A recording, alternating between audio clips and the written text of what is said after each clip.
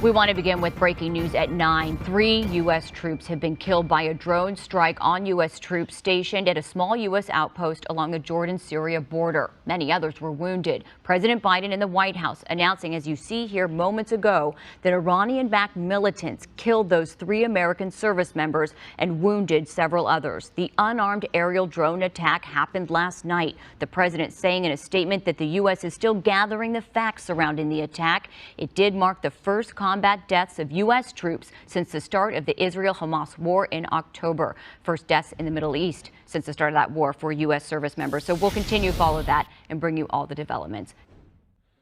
Welcome back. Thanks for joining us here on Live Now from Fox. I'm Lexi Petrovich. We are following some breaking news out of the Middle East right now, and it is some very sad news. 3 U.S. service members have been killed and 25 others injured in a drone attack that happened in Jordan. Let's pull up a couple of these statements that are coming in right now. First, with Fox's Trey Yingst saying that 3 U.S. service members have been killed, 25 others injured, and also showing how much things have escalated in the Middle East. And this is an example of just that. We're also hearing from President Biden, who just released a statement confirming this news. And here is what he had to say. Today, America's heart is heavy. Last night, 3 U.S. service members were killed and many wounded during an unmanned aerial drone attack on our forces stationed in northeast Jordan near the Syria border. While we're still gathering the facts of this attack, we know it was carried out by radical Iran-backed militant groups operating in Syria and Iraq. Jill and I join the families and friends of our fallen and Americans across the country in grieving the loss of these warriors in this despicable and wholly unjust attack. These service members embodied the very best of our nation, unwavering in their bravery, unflinching in their duty, unbending in their commitment to our country, risking their own safety for the safety of their fellow Americans and our allies and partners with whom we stand in the fight against terrorism. It's a fight we will not seize. The 3 American service members who were lost were patriots in the highest sense, and their ultimate sacrifice will never be forgotten by our nation. Together, we will carry and keep the sacred obligation we bear to their families. We will strive to be worthy of their honor and valor. We will continue and carry on their commitment to fight terrorism, and have no doubt we will hold all of those responsible to account at a time and a manner of our choosing. So we are working to get more information here, but President Biden has confirmed this news. The U.S. Central Command as well confirming this today, that 3 U.S. service members were killed and 25 others injured in an attack in Jordan near the Syria border. We are working to get more information here. Of course, we'll continue to keep you updated on this tragic breaking news out of the Middle East. In the meantime, we want to continue on here with more of today's top stories and headlines. Live picture here at the White House. President Biden, as he just released that statement, he was in South Carolina this morning attending a church service in Columbia. And of course, the race for 2024 is continuing to heat up. We see Biden in South Carolina pushing for his re-election campaign. 3 U.S. troops were killed in a drone attack on a base in northeast Jordan near the Syrian border on Sunday. These are the first U.S. fatalities in months of strikes by Iranian-backed militant groups since the Israel-Hamas war started in early October. Now, according to the United States Central Command, more than 30 others were injured in the attack. In a statement, President Joe Biden says the White House is still gathering the facts, but that the U.S. would hold those responsible to account at a time and in a manner of their choosing. Well, good morning, everybody. Let me start with my outrage and sorrow for the death of 3 brave U.S. troops in Jordan and for the other troops who were wounded. The President and I will not tolerate attack on U.S. forces, and we will take all necessary actions to defend the U.S. and our troops. ایران با آمادگی و هوشیاری تحولات در منطقه را زیر نظر دارد و مسئولیت عواقب اتهامات تحریک آمیز علیه ایران بر عاملان طرح چنین ادعاهای بی اساسی است. Iran continues to destabilize the region. This includes backing terrorists who attack our ships in the Red Sea, and the U.S. is leading international efforts to end these attacks. تکرار اتهام بی اساس به ایران فرافکنی و نیز توطئه کسانی است که منافع خود را در کشیدن مجدد حریف‌های آمریکا به معرکه‌ای تازه در منطقه و تحریک آن در گسترش و تشدید بحران می‌بینند تا از این طریق مشکلات خود را پوشش دهند.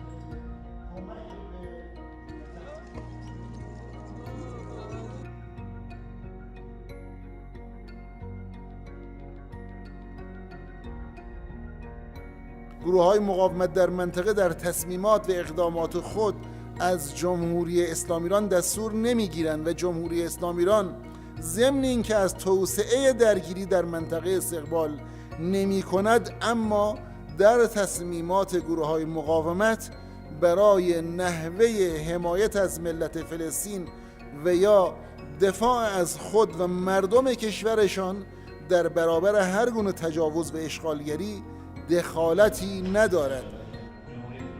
A U.S. official telling Fox News the U.S. has carried out a self-defense strike targeting and destroying multiple projectiles that the Houthis were preparing to launch at commercial ships just in the last hour. Now, this is the 12th time the U.S. has conducted strikes against the Houthis in Yemen since January 11th, and the second in just under about 24 hours. Now, this is completely separate from the looming response to the drone attack that killed the 3 soldiers and injured 40 others in Jordan on Sunday. This was a unilateral U.S. strike. We're staying on it. We'll bring you any developments.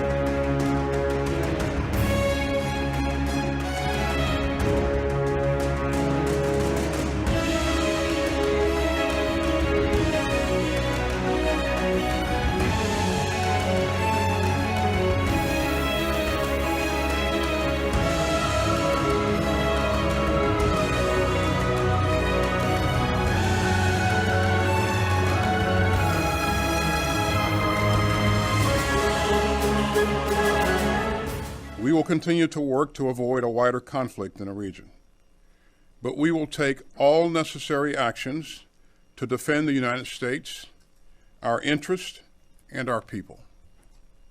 And we will respond when we choose, where we choose, and how we choose.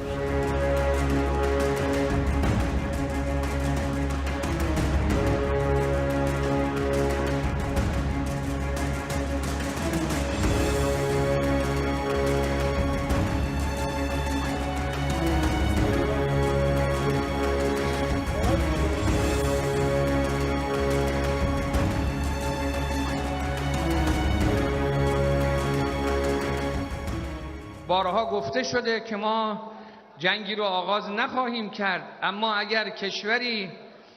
اگر نیروی ظالمی قلدری بخواد قلدری بکنه، جمهوری اسلامی ایران جواب او رو جواب محکمی خواهد داد. شما یادتونه قبلا هر وقت میخواستن با ایران اسلامی سخن بگن، مثل دیگر جاهای دنیا با زبان تهدید حرف میزدن، میگفتن گزینه نظامی هم روی میزه. الان شما نمیشنوید از این حرفا، حتی از اون طرف میشنوید که ما هیچ قصد درگیری با جمهوری اسلامی ایران نداریم.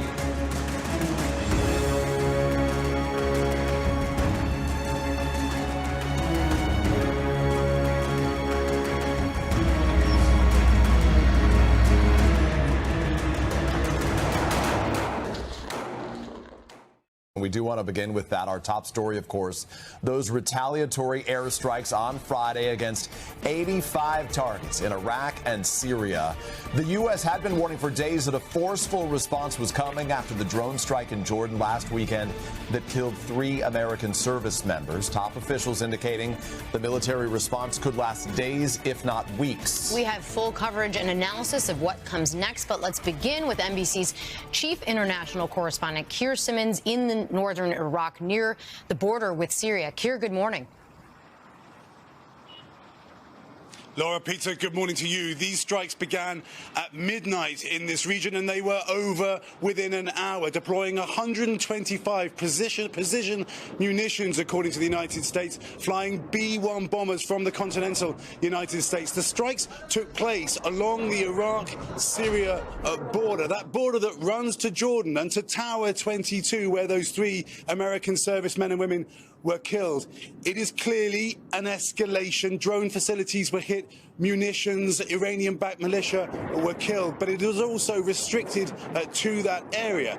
The clear message from the Biden administration to Tehran: do not kill Americans. That being said, Iraq this morning issuing a blistering statement accusing the US of deception for saying that it was warned about the strikes, saying that Iraq is on the edge of the abyss. Iraq is both a partner to the US and to Iran, underscoring the incredibly difficult judgment the Biden administration needed to make. For many Americans this morning, these strikes will underscore the extent of Iran's reach in this region, even after what we are told is the first stage of this operation. There were fresh strikes on the Houthis, that Iranian-backed group in Yemen, by the US, and reports of Israeli strikes on Iranian targets south of Damascus.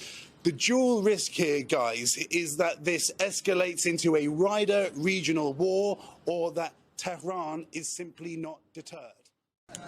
Cars were burned out and buildings damaged after a U.S. airstrike hit this northern Iraqi town on the border with Syria overnight. Locals said this residential area was used by armed groups to store large amounts of weapons. The U.S. launched airstrikes in Iraq and Syria against more than 85 targets linked to Iran's Revolutionary Guard and the militias it backs, reportedly killing nearly 40 people. This was in retaliation for a deadly attack that killed 3 U.S. soldiers. The strikes, which included the use of long-range B-1 bombers flown from the United States, were the first in response to the attack last weekend in Jordan by Iran-backed militants, and more U.S. military operations are expected in the coming days. Iran's Interior Minister Ahmad Vahidi said Saturday the strikes would lead to the flames of the resistance and that Washington should act wisely. Iraq summoned the U.S. Chargé d'Affaires in Baghdad to deliver a formal protest.